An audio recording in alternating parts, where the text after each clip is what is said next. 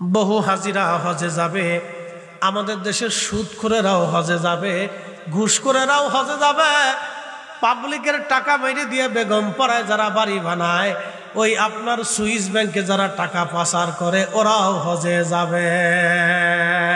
কথা কন না কে? তাদের প্যাকেজ কত জানেন? এক একজনের প্যাকেজ 22 লাখ, 25 লাখ, 30 লাখ। কি পিকনিক রে ভাই, কি মজার পিকনিক! নিজের টাকা না তো, ওটা পাবলিকের টাকা। কথা কন না কেন? বেজার হইতেছেন আপনারা? কিয়ামত পর্যন্ত হজ করলে হজ হবে? একসাথে বলেন হবে, জোরে বলেন হবে।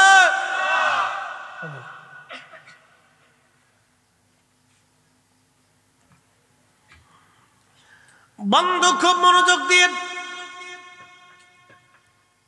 এরা মনে করছে আমরা কাবা শরীফে যাই আল্লাহর ঘর ধরে মাপ চাইলি বলে আল্লাহ মাফ করে দিবে না।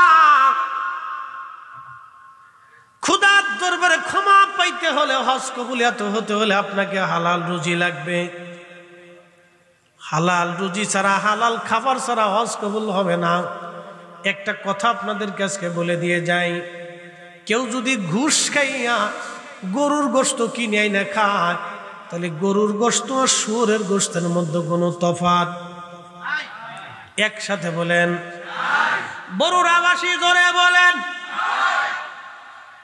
কারণ ওই শুয়োরের গোশত হারাম, ওই সুদের ঘুষের টাকা দিয়ে গরুর গোশত একই রকম হারাম, ঠিক কিনা? তাহলে ওই ঘুষের টাকা দিয়ে, অন্যায়ের টাকা দিয়ে, মানুষের হক নষ্ট করা টাকা দিয়ে যারা কাবা শরীফে যাবে হজ করার জন্য, ওই টাকা দিয়ে উটের গোশত, দুম্বার গোশত খাবে। ওই উটের গোশত, দুম্বার গোশত আর এই শুয়োরের গোশতের মধ্যে কোনো তফাৎ নাই, কারণ এটাও হারাম। আর ওই ঘুষের টাকার দুম্বার গোশত একই রকম হারাম, ঠিক কিনা? কাবা শরীফ নির্মাণ করতেছিলেন ইব্রাহিম আলাইহিস সালাতু ওয়াস সালাম। মিল্লাত আবিকুম ইব্রাহিম হুয়া সাম্মাকুমুল মুসলিমিন।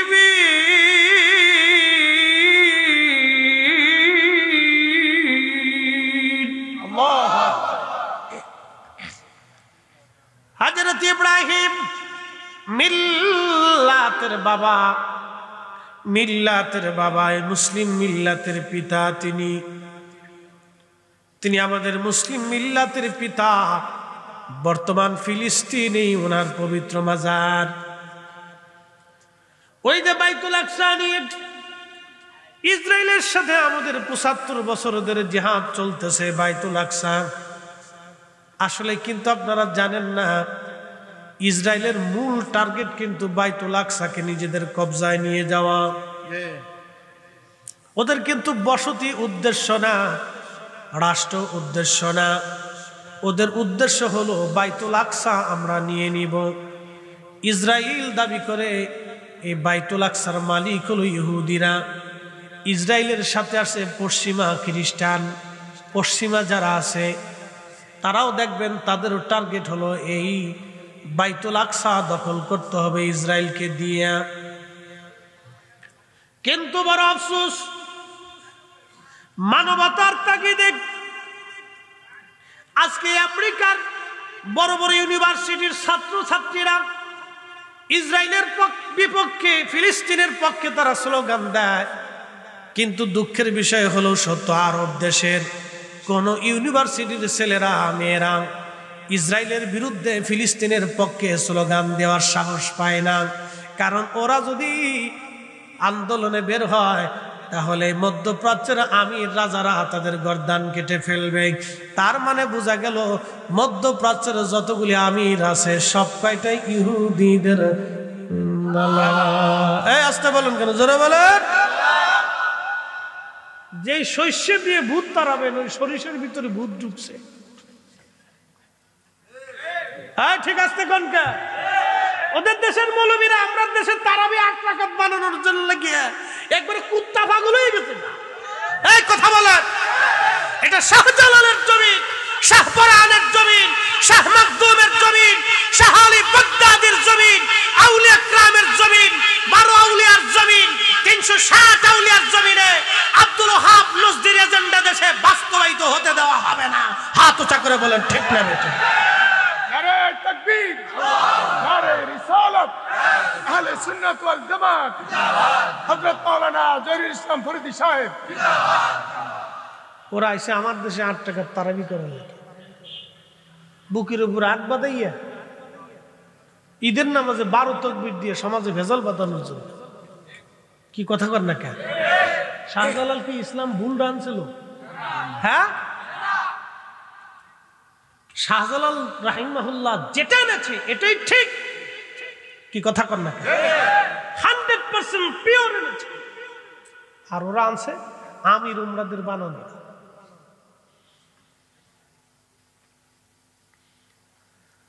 কল্পনা করলে মাথা নষ্ট হয়ে যাবে। কলম্বোর মতো একটা খ্রিস্টান প্রধান দেশ ইসরায়েলের সাথে সম্পর্ক ছিন্ন করল। ব্রাজিলের মতো একটা দেশ যাদের অর্ধেক নারীরা উলঙ্গ থাকে, তাদের মতো একটা দেশ ইসরায়েলের সাথে সম্পর্ক নষ্ট করতে পারল। কিন্তু মধ্যপ্রাচ্য আজও পর্যন্ত পারল না। জর্দান পারল না। জর্দানের রাজা কয় আমরা যুদ্ধে জড়াইতে চাই না। তার মানে মুসলমান মেরে শেষ করে ফেলুক, ওর কোনো চিন্তা নাই। এরকম রাজা যদি মুসলিমদের প্রত্যেকটা দেশে দেশে থাকে, তাহলে কাফেরদের মাথা পায়ের নিচে মাথা নত করতে মুসলমানদের টাইম লাগবে না। কি কথা বলেন ঠিক কিনা? কি আশ্চর্য! হাজরাতে ইব্রাহিম খলিলুল্লাহর 2 জন সন্তান, একজন হযরত ইসহাক আর একজন হযরত ইসমাইল আলাইহিমুস সালাম। হযরত ইসমাইল আলাইহিস সালাম আর হযরত ইসহাক আলাইহিস সালামকে কেন্দ্র করে বাইতুল আকসা। আবার শুনে যান, হযরত ইসমাইল আলাইহিস সালামকে কেন্দ্র করে কাবা, আর হযরত ইসহাক আলাইহিস সালামকে কেন্দ্র করে বাইতুল আকসা। পৃথিবীর পরাক্রমশালী 2 জন বাদশা, একজনের নাম হযরতে সুলাইমান আলাইহিস সালাম, আর একজন বাদশার নাম বাদশা জুলকারনাইন, যিনি ইয়াজুজ মাজুজের প্রাচীর নির্মাণ করে দিয়েছিলেন সীসা গেলে। লোহা ঢেলে গরম করে পানির মতো নরম করে লোহা এবং সীসা দিয়ে তিনি ইয়াজুজ ও মাজুজের প্রাচীর তিনি নির্মাণ করে দিয়েছিলেন। তিনি সেই বাদশা জুলকারনাইন খোদার খলিল কাবা ঘর নির্মাণ করার সময় তিনি ওই রাস্তা দিয়ে যাচ্ছিলেন। তখন ইব্রাহিম আলাইহিস সালাতু ওয়াস সালামকে বলেন, আপনি কি করেন? বলে, আমি এক আল্লাহর ঘর নির্মাণ করতেছি। আল্লাহর একত্ববাদ তাওহীদ লা ইলাহা ইল্লাল্লাহর দাওয়াত নিয়ে এসেছি। কুল হুয়াল্লাহু আহাদ আল্লাহুস সামাদ লাম ইয়ালিদ ওয়া লাম ইউলাদ ওয়া লাম ইয়াকুল লাহু কুফুয়ান আহাদ। আমি এক মালিকের দাওয়াত নিয়ে আসছি, যিনি জন্ম দেন না, জন্ম নেন না, যিনি কারো মুখাপেক্ষী না। সমগ্র সৃষ্টি সেই মালিকের মুখাপেক্ষী, তিনি সেই এক আল্লাহ। আল্লাহু লা ইলাহা ইল্লা হুয়াল হাইয়ুল কাইয়্যুম। তিনি সেই রব, তিনি ছাড়া আর কোনো ইলাহা নাই। তিনি চিরঞ্জীব, চিরস্থায়ী, যার কোনো শুরু নাই, তার কোনো শেষ নাই, তার দুর্বলতা নাই, তার উত্তর দক্ষিণ পূর্ব পশ্চিম উপর ও নিচ কিছুই নাই। তিনি সর্বময় কর্তৃত্ব ক্ষমতার মালিক। আল্লাহু আলা কুল্লি শাইইন কাদির।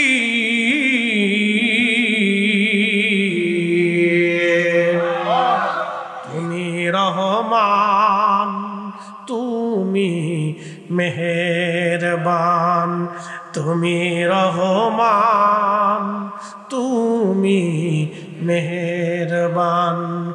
অন্ধ গাহে না শুধু তোমারি গুণগান, অন্ধ গাহে না শুধু তোমারি গুণগান।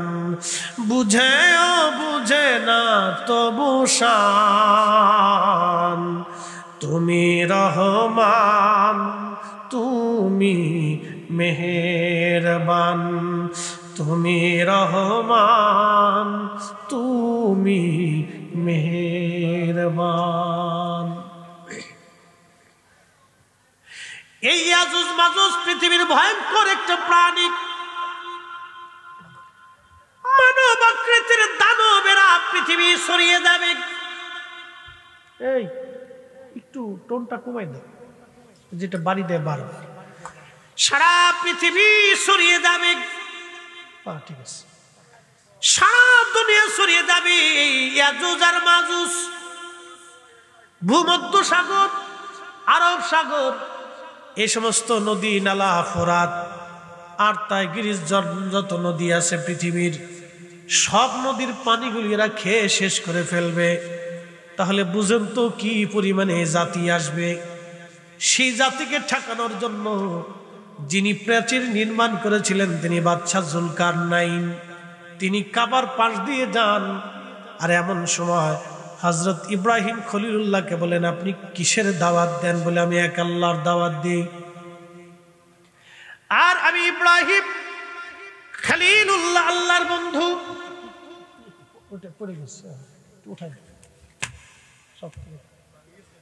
না, ওই মাঝখানে ফাঁকা, তো কাঠ ফাঁকা করে দিছে। এর বেশি লোক উঠলে ফজর ধরেছে,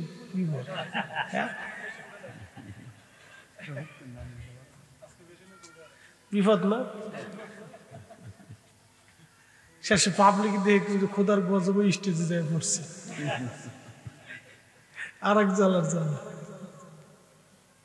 ইব্রাহিম আলাইহিস সালাম বলতেছে, আমি খোদার, শোনেন, সব নবীদের জমানায় আল্লাহর একত্ববাদের দাওয়াত ছিল।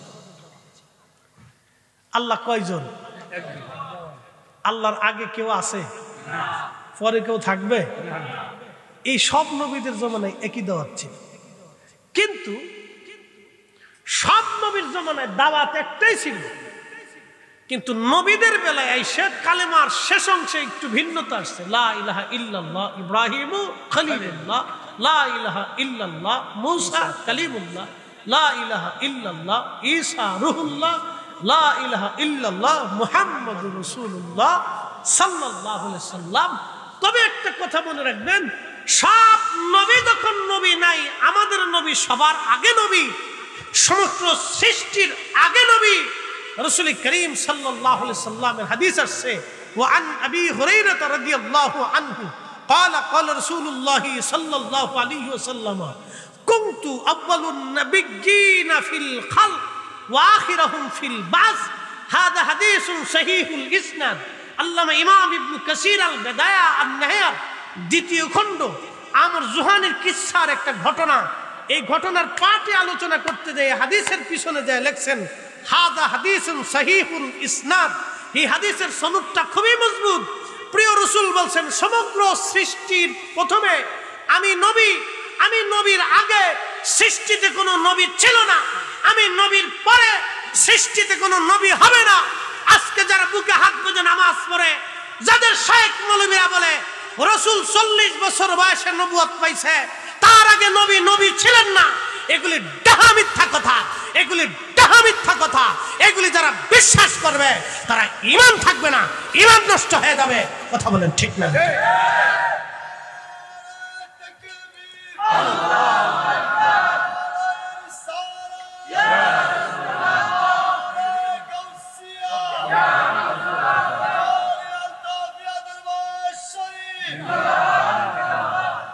এই সমস্ত বাতিল গুমরাহি বদ আকীদা থেকে মুসলমানদেরকে বেরিয়ে আনার জন্য শাহজালাল ইয়ামানি মুজাররিদি থেকে শুরু করে আদ্দাবদি পর্যন্ত আউলিয়া আতকিয়া নুজাবা উলামা ফুদালা হকপন্থী হক্কানি আহলে সুন্নাত ওয়াল জামাতের আইম্মায়ে کرام উলামায়ে کرام পীর মাশায়েখগণ ক্লান্ত পরিশ্রম করে যাচ্ছে এই সমস্ত বদ আকীদা এই জমিনে প্রতিষ্ঠিত করার জন্য। মধ্যপ্রাচ্যের পেট্রোডলারের বিনিময়ে এদেশের কিছু নামধারী শায়েখরা শায়েখ উপাধি দিয়ে আজহারি মাদানি বিভিন্ন লকাব লাগিয়ে যারা সহজ সরল মুসলমানের ঈমান লুটে নিতে চায়, আমরা সুন্নি উলামায়ে কেরাম থাকতে জমিনে এটা হতে দিতে পারি না। কথা বলেন ঠিক না বেঠিক? সহি বিশুদ্ধ হাদিসের মাধ্যমে কত সুস্পষ্ট কোরআন বলতেছে, হুজুর আপনি বলেন ওয়া আনা আউয়ালুল মুসলিমিন, আমি সর্বপ্রথম আল্লাহকে আল্লাহ বলে স্বীকার করছি। এই আয়াতের তাফসীর করলে দীর্ঘ সময়ের দরকার। আল্লাহ রাসূল বললেন, সাহাবীরা তোমরা শোনো, কুনতু আউয়ালুন নাবিয়্যিনা ফিল খালক, সৃষ্টির মধ্যে আমি নবী প্রথম। আমি নবীর আগে কোনো নবী নাই, আমি নবীর পরেও কোনো নবী নাই, নবীর আগেও কোনো নবী ছিল না, নবীর পরেও কোনো নবী হবে না। নবীর আগেও কোনো নবী ছিল না, নবীর পরেও কোনো নবী হবে না। অতএব 40 বছর বয়সে নবীজি নবুয়ত পান নাই। সৃষ্টির প্রথমেই আল্লাহ তার নবীকে নবুয়ত দিয়ে আল্লাহ তার রাসূলকে সম্মানিত করে রেখেছেন এবং ওই নবীর উম্মত বানাইয়া আল্লাহ আমাদের ইজ্জত দুনিয়া আখিরাতে বাড়াই দিয়েছেন। কথা বলেন ঠিক কিনা? বরুড়াবাসী হাজরাতে ইব্রাহিম আলাইহিস সালাম বললেন, যুলকারনাইন আমি এক কালেমার দাওয়াত দিচ্ছি। যুলকারনাইন ডাক দিয়ে বললেন, ইব্রাহিম যদি ওই কালেমা সত্য হয় তাহলে তার প্রমাণ একটা সাবমিট করেন, আমাকে প্রমাণ দেন, একটা মুজিজা দেখান, এই কালেমা যে সত্য আমি কি করে বুঝবো? আল্লাহর খলিলের পাশে কিছু ভেড়ার পাল ছিল। তখন তো কাবা এত মানুষজন নাই, কেবল এটা সুন্দর স্ট্রাকচার তৈরি হয়েছে, তো ভেড়ার পাল আশেপাশে। আল্লাহর খলিল বললেন, যুলকারনাইন কি ডকুমেন্ট তুমি চাও যে আমি নবী? আল্লাহ এক। যুলকারনাইন ডাক দিয়ে বলল, হুজুর ওই যে ভেড়ার পাল, ভেড়াদের জবান খুলে যদি আপনার এই কালেমার সাক্ষ্য দেয় তাহলে আমি যুলকারনাইন কালেমা পড়ে মুসলমান হব। আরো জোরে, আরো জোরে। মিল্লাতের বাবা ইব্রাহিম, মিল্লাতের পিতা ইব্রাহিম ডাক দিয়ে বলতেছে, যুলকারনাইন ঠিকই ওই ভেড়ার পাল কালেমার সাক্ষ্য দিবে, তাহলে হুজুর দেখান। আল্লাহর খলিল ভেড়াদেরকে ডাকলেন, ভেড়ার দল কাছে এসে গেল, বলল, হে ভেড়ার দল, তোমরা এক খোদার কালেমার সাক্ষ্য দাও। প্রত্যেকটা ভেড়াদের জবান থেকে বের হয়ে আসলো, লা ইলাহা ইল্লাল্লাহু ইব্রাহিমু খলিলুল্লাহ। চিৎকার মেরে জোরে বলেন না মারহাবা। আল্লাহুম্মা সাল্লি আলা, জবান খুলে, মাওলানা মুহাম্মাদু আলা সাইয়্যিদিনা।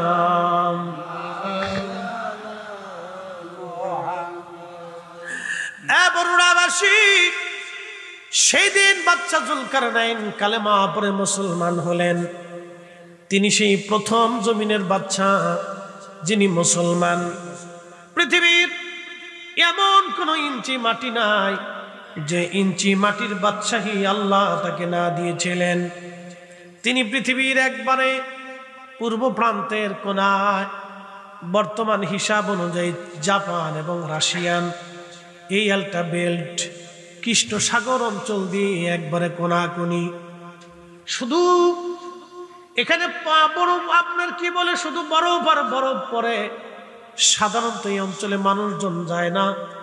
বাদশা যুলকারনাইন ওই অঞ্চল সফর করার সময়, এই অঞ্চল সফর করার সময় লোকেরা ডাক দিয়ে বলল, বাদশা এই পাহাড়ি অঞ্চল থেকে একদল মানুষ বের হয়ে আসে, দানবী আকৃতি, খুবই ভয়াবহ। এরা আমাদেরকে অত্যাচার করে, আমাদের উট, দুম্বা, ছাগল, ভেড়া, গরু এবং পশুপালগুলি তারা নিয়ে চলে যায়, আমাদেরকে হত্যা করে। আল্লাহ তো আপনাকে তাম পৃথিবীর বাদশাহী দিয়েছেন, এই অদম্য এবং খুব নিকৃষ্ট জাতি থেকে আমাদেরকে আপনি একটু রক্ষা করার ব্যবস্থা করেন। তখন বাদশা যুলকারনাইন রাহিমাহুল্লাহ তিনি একবারে পুরা এলাকাটা সীসা দিয়ে ঢেলে গলায় করে তিনি একবারে পরিপূর্ণ অঞ্চলটা একবারে বেড়া দিয়ে দিলেন, প্রাচীর নির্মাণ করে দিলেন। সে আজকের কথা না, হাজার হাজার বছর আগে, পৃথিবীর হাজার হাজার হাজার হাজার বছর আগে।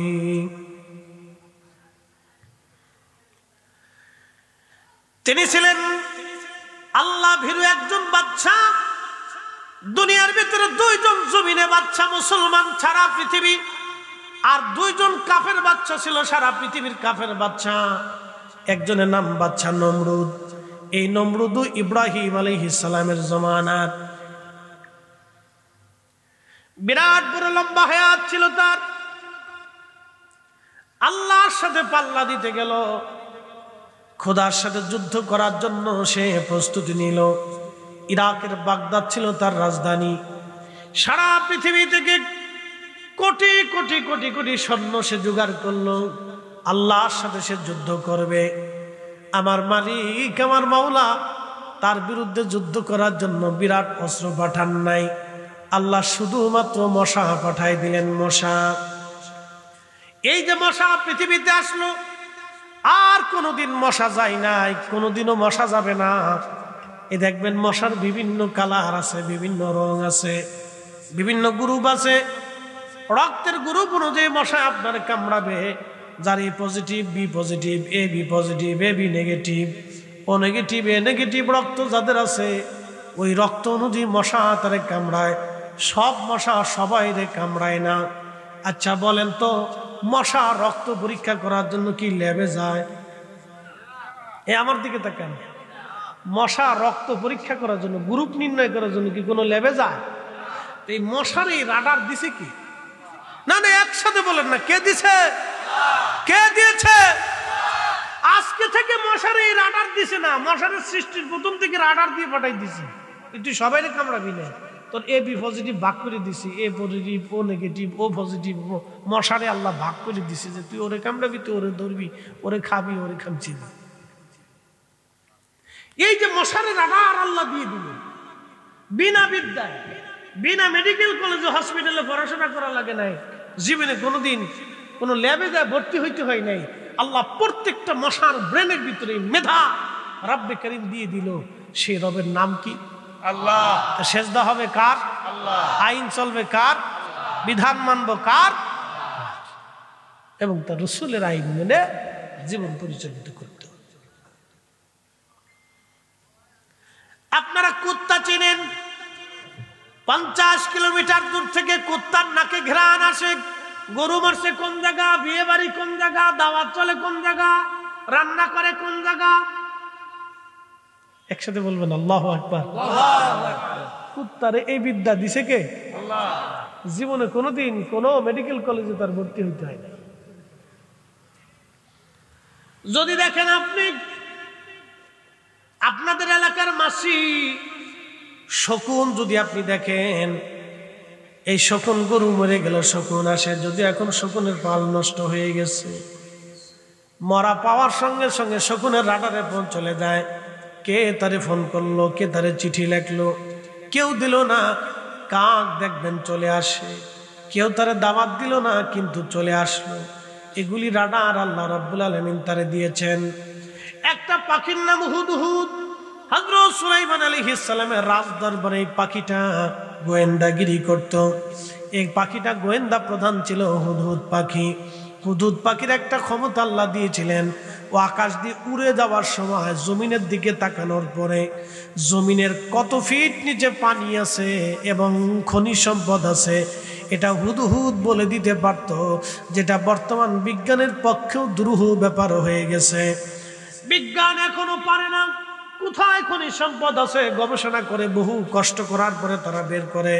কিন্তু হুদহুদ জমিন দিয়ে উড়ে যাওয়ার সময় তার চোখের রাডার এত পরিমাণে ছিল, কোথায় সোনা দানা মণিমুক্তা মাটির নিচে পড়ে আছে, হুদহুদের চোখের রাডারে সেটা ধরা পড়ে যাইতো।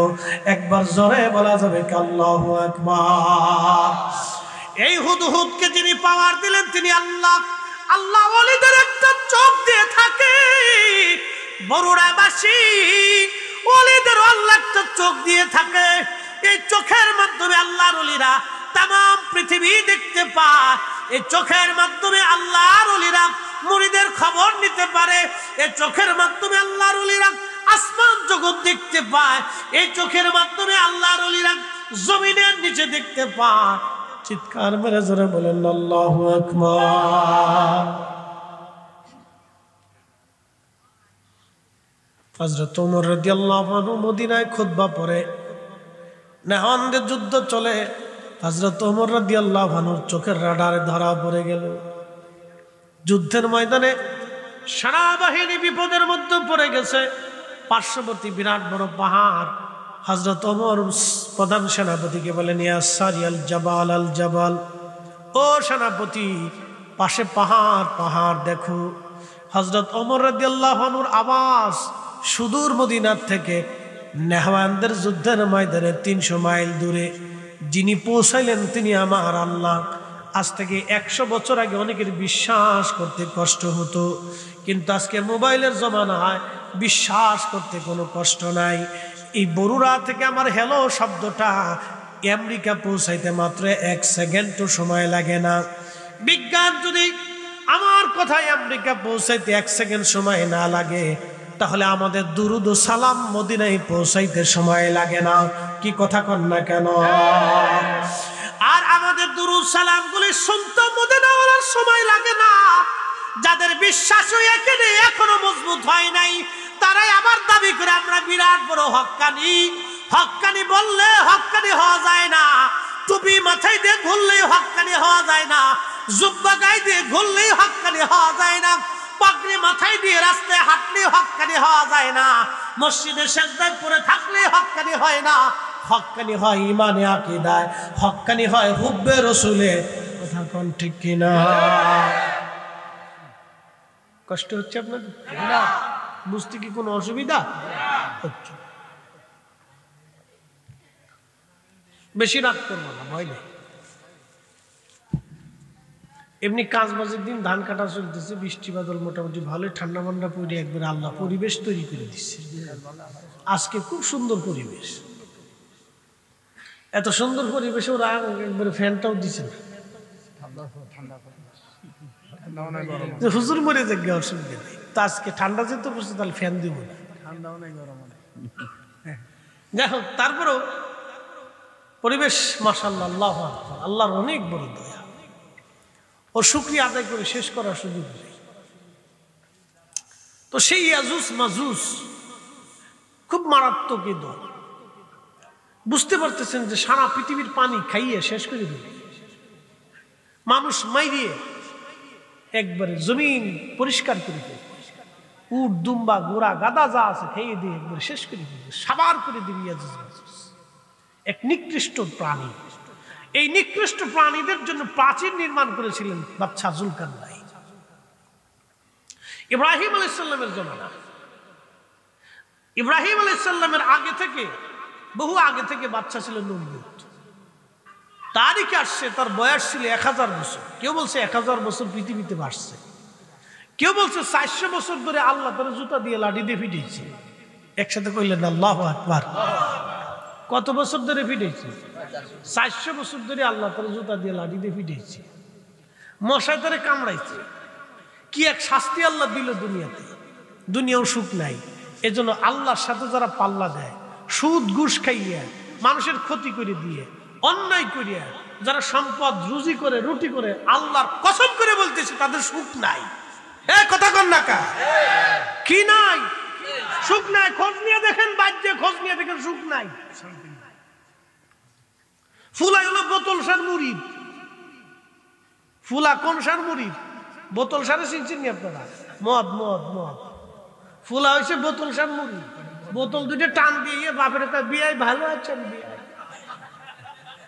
হ্যাঁ, যাই খোঁজ নিয়ে দেখেন, শান্তি নেই। মেয়ে চলে গেছে আরেক বেড়ার লগে, জোয়ান বেড়ার লগে হাত ধরিয়া ঘুরে, কনসার্টে যায়, বারে যায়, ওই তারপরে যে নাচে যেখানে বারবার অনুযায়ী ড্রিঙ্ক করে। বাপের জিগায় কেডা? আমার গাল বয়ফ্রেন্ড। আমি নাম দিছি কুত্তা ফ্রেন্ড। খারাপ কিছু কিছু ভাই? কুত্তা ফ্রেন্ড। কুত্তার কুত্তি রাস্তা দিয়ে আইটি বেড়া, ওদের তো কোনো শরীয়ত, ও কাতি মাসও নাই, ও আশ্বিন মাসও নাই। আর আমরা দেশের যুবক যুবতী যেটি বেহাইয়া জিন্সের প্যান্ট পরে কোনটা বেটা কোনটা বেটি চিনা যায় না, এটা সব নাম দিচ্ছি কুত্তা ফেলে চলতেছে। এগুলো শান্তি নেই। আল্লাহ যতটুকুন রাখছে আমাদের সুখে রাখছে। আমাদের বাচ্চারা বেহায়া হয়েছে না, আমাদের সন্তানরা আমাদের অবাধ্য হয়েছে না, আমাদের স্ত্রীরা বেপর্দা হইয়া বেহায়া রাস্তা দিয়ে আড়ে না। কি কথা কর না, ঠিক কিনা? আল্লাহ আমাদের সুখে রাখছে। একসাথে বলেন আলহামদুলিল্লাহ। আরো জোরে কর, আরো জোরে। হেরা কি তা খায়? যারা 1000 কোটি টাকার মালিক, হে খায় কি? তার বেগুন কি সোনা দিয়ে বানানো? হেতারও যে বেগুন আমরারও এই একই বেগুন, হেতারও যে আলু আমরারও সেই আলু, হেতার যে চাল আমরারও সেই চাল, হের যে ওই পটল আমরারও সেই একই পটল, হের যে গরুর গোস্ত ওই গরুর গোস্ত আমরারও একই গরুর গোস্ত, এটা যে মহিষের গোস্ত ছাগলের গোস্ত ওই একই গোস্ত। ছাগল কিন্তু এটা আবার আলাদা সিস্টেম করে বানায় আনছেন আল্লাহ। একই ছাগল একই তরকারি, তারটা একটু 19 আর 20 অথবা 16 20, মানে একটু স্বাদ বেশি, একটু পাঙ্কু সিঙ্কু পঙ্কু। আমাকে তো একটু কম আছে, সরাসরি ডাইরেক্ট অ্যাকশন দিয়ে আমরা বেডিরা বানাই ফেলে, যাও খাইয়ে চলে যাও। এই তো সামান্য 18-20 লাগিয়া আমি সুদ খাইতে ঘুষ খাইয়া অন্যায় করিয়া অন্যের জমিন সম্পদ নষ্ট করিয়া সন্তানের জন্য রাইখে দিয়া আখিরাতের মাঠে এই কঠিন আযাব, কবরে এই কঠিন শাস্তি, এত বড় বুকা আমরা হইছি না। কি কথা কন না, ঠিক কিনা? এত বড় বুকা আমরা না যে কিয়ামতের ময়দানে কোটি কোটি বছর আল্লাহর সামনে দাঁড়ায় থাকতে হবে হিসাবের জন্য। এত বুকা না।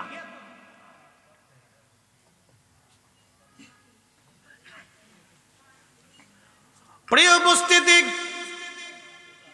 খুবই মনোযোগ দিয়ে শুনে যাবেন কথাগুলি। যদিও আমার কথা শক্ত মনে হবে, কিন্তু আখিরাতের জন্য জরুরি। আমরা কেন ভুল করব, কেন আমরা অন্যায়ের পথে চলে যাব? হযরত ইব্রাহিম খলিলুল্লাহর কথাগুলি বলছিলাম। আসেন, ইব্রাহিম আলাইহিস সালাম সেই দিন ছিলেন একা, আর নমরুদ ছিল বিরাট বড়, তাম পৃথিবীর বাদশা ছিল সেই। সারা পৃথিবীর বাদশার সঙ্গে আল্লাহর খলিল একা লড়াই করেছিলেন। একবার জোরে বলা যাবে কি মারহাবা? আল্লাহু আকবার। না, জোরে বলেন আল্লাহু আকবার, আরো জোরে। আমরা তার মিল্লাতের সন্তান, কথা কোন ঠিক কিনা? মিথ্যার কাছে মাথা নত করা যাবে না, অন্যের কাছে মাথা নত করা যাবে না।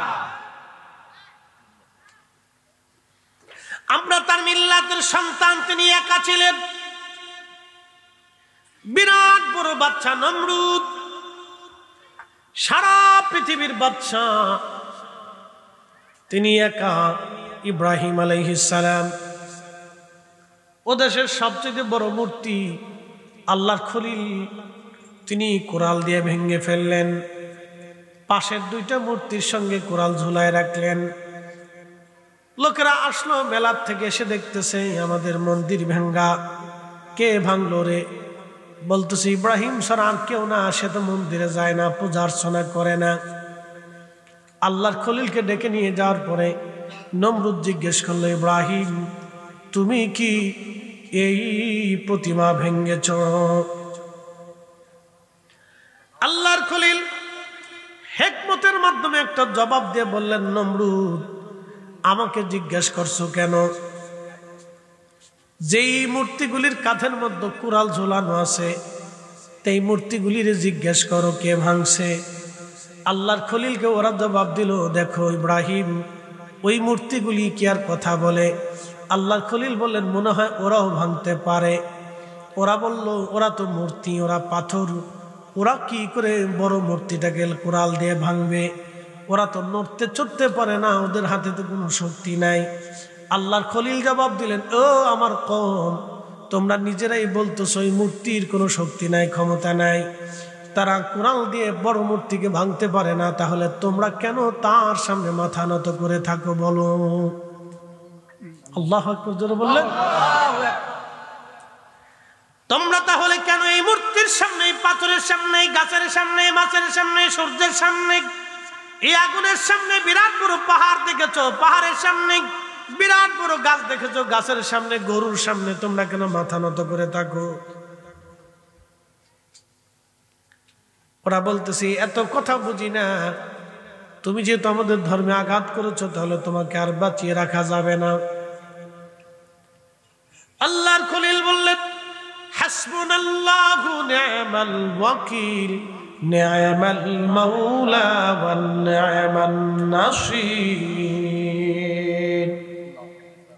আপনি যদি আজকে দেখেন ইব্রাহিম আলাইহিস সালামের উত্তরসূরি ফিলিস্তিনের মুসলমানদের দিকে যদি আপনি তাকান, ওই ছোট্ট বাচ্চার মা মরে গেছে, বাবা মরে গেছে, দেখলে কলিজায় মানে না। পরিবারের কেউ নাই, ভাইও মরে গেছে, বোনও মরে গেছে, একা বেঁচে আছে। বাচ্চাদেরকে যদি জিজ্ঞেস করা হয় তোমরা কেমন আছো, বলে আলহামদুলিল্লাহ। কি খাও তোমরা, কি অবস্থায় আছো, বলে হাসবুনাল্লাহু নি'মাল ওয়াকিল নি'মাল মাওলা ওয়া নি'মান নাসির। অবস্থাগুলি দেখলে কলিজায় বাদ মানে না। আজকে সংবাদে দেখলাম রাফাতে ওরা আক্রমণ করবে, ফিলিস্তিনি আবার শহীদ হবে, কত মার জীবন চলে যাবে, কত সন্তানের জীবন চলে যাবে। বিশ্ব মোড়লরা নীরব হয়ে আছে, আমার মধ্যপ্রাচ্যের আমিররা নীরব হয়ে আছে। আহা, কবে ঘুম তাদের ভাঙবে আমরা জানি না, কবে ঘুম তাদের ভাঙবে জানি না, কবে ঘুম তাদের ভাঙবে আমাদের জানা নাই। এইভাবে কত মুসলমানের রক্ত তাদের ঝরে চলে যাচ্ছে, তারপরে এই মানুষগুলি মিথ্যার কাছে মাথা নত করে নাই। এই মানুষগুলি ইহুদিদের সামনে মাথা নত করে নাই, জালিম দখলদারদের সামনে তারা মাথা নত করে নাই।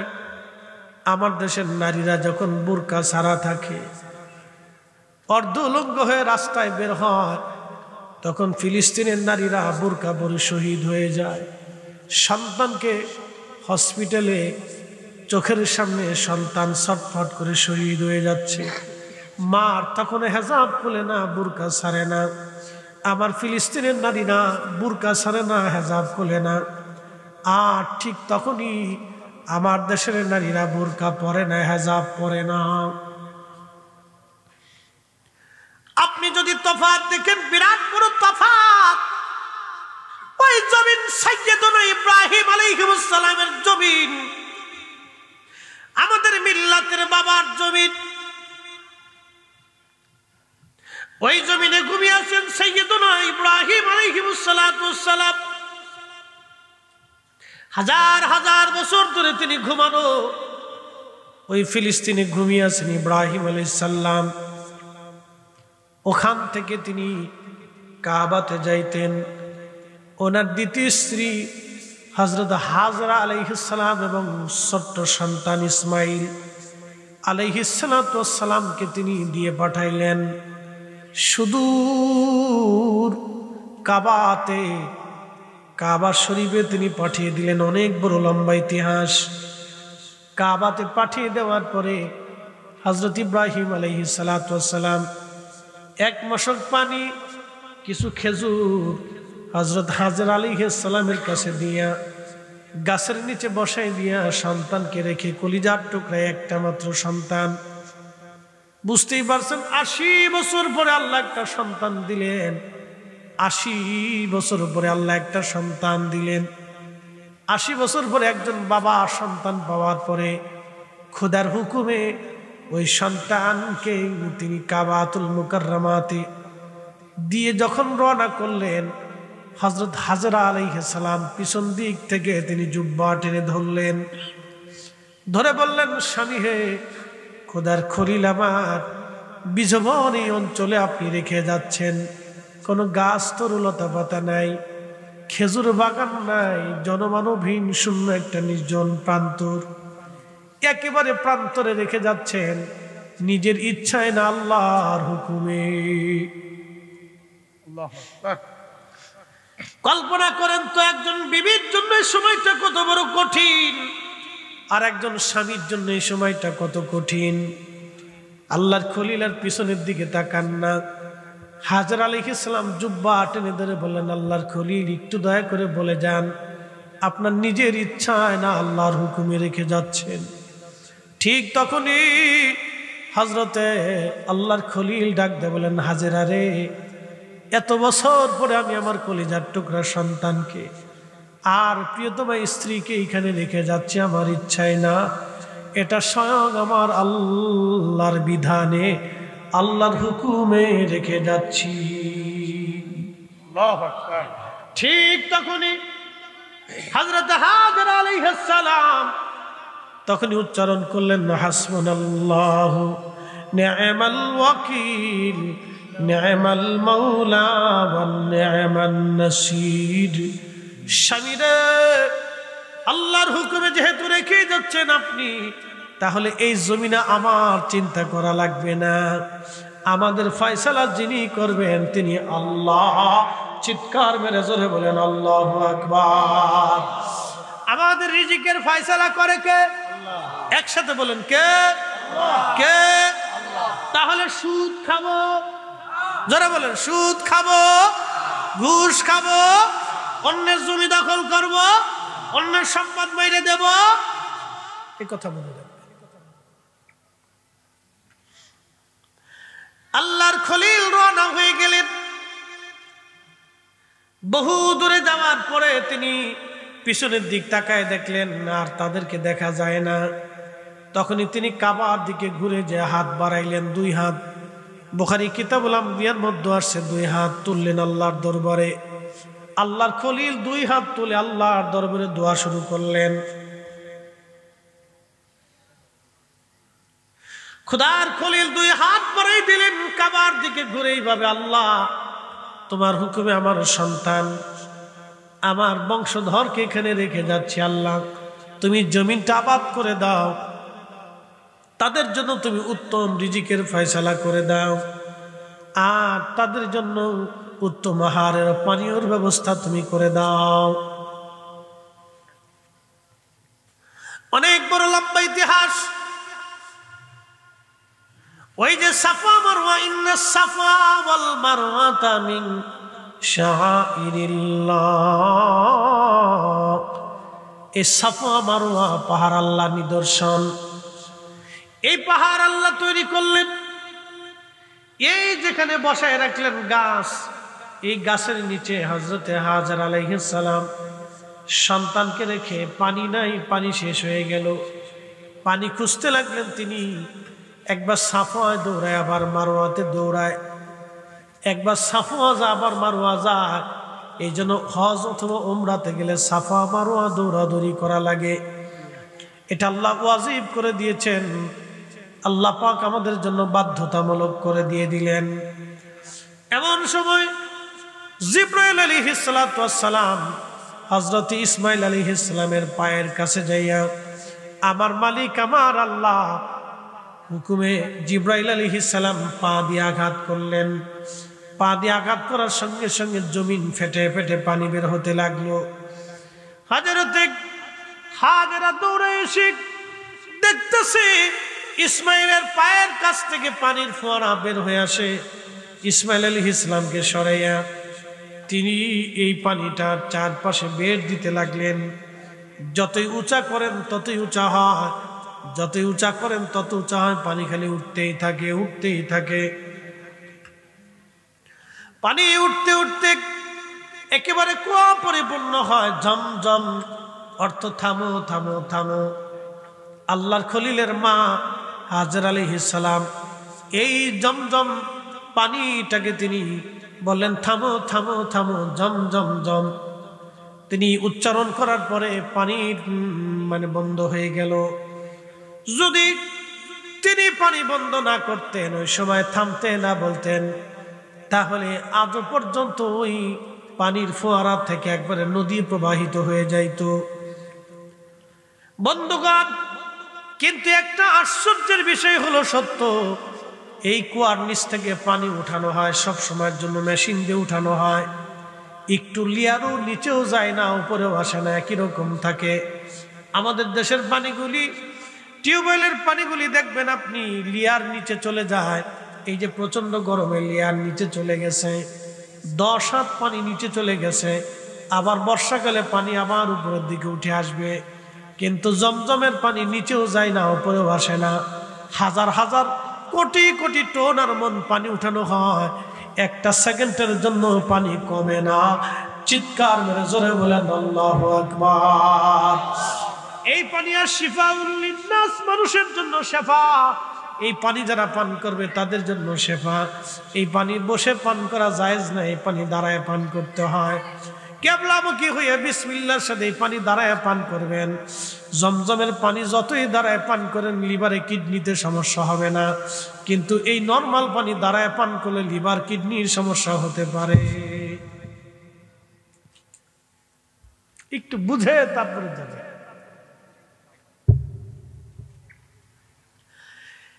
এইখানে বসতি নির্মাণ হবে, তো পানি পান করে হাজর আলাইহিস সালাতু ওয়াস সালাম বসে রয়েছে। হযরত হাজেরা বসে রয়েছেন পানি নিয়ে। ইয়ামান থেকে জুরহাম কওমের মানুষ, তিনারা এই রাস্তা দিয়ে যাওয়ার সময় লক্ষ্য করলেন আকাশে পাখি উড়ে। তাদের পানি শেষ হয়ে গেছে, চিন্তায় পড়ে গেল, হায় হায়, এখানে তো কোনো পানি নাই, কিন্তু পাখি উড়ে কেন? যেহেতু পাখি উঠতেছে সেহেতু কোনো পানি হতে পারে। এরা এসে দেখলো ঠিক এইখানে একজন মহিলা তার ছোট্ট বাচ্চা নিয়ে কুয়ার পাশে বসে আছে। পরিচয় নিয়ে বলল, ও হাজেরা, আপনাকে একটা প্রস্তাব দিচ্ছি, আপনি দয়া করে আমাদেরকে পানি দেন, আমরা এখানেই বসতি করব, এখান থেকে আর কোনোদিন আমরা যাব না। আমরা এখানে বসবাস করে থাকবো। হযরত হাজেরা প্রস্তাব দিলেন, কম তোমাদেরকে পানি দিতে পারি, কিন্তু শর্ত হলো পানি পাবা, বিনিময় আমাকে দেওয়া লাগবে। কওমের নেতা বলল, দেখো হাজেরা আলাইহিস সালাম, পানির বিনিময়ে তোমার খাদ্য কর্ম, তোমার বাসস্থান, তোমাদের যত ফ্যামিলির প্রয়োজন আছে আমরা সব পুরা করে দিব, কিন্তু বিনিময়ে তুমি পানি দেবা। আল্লাহু আকবার।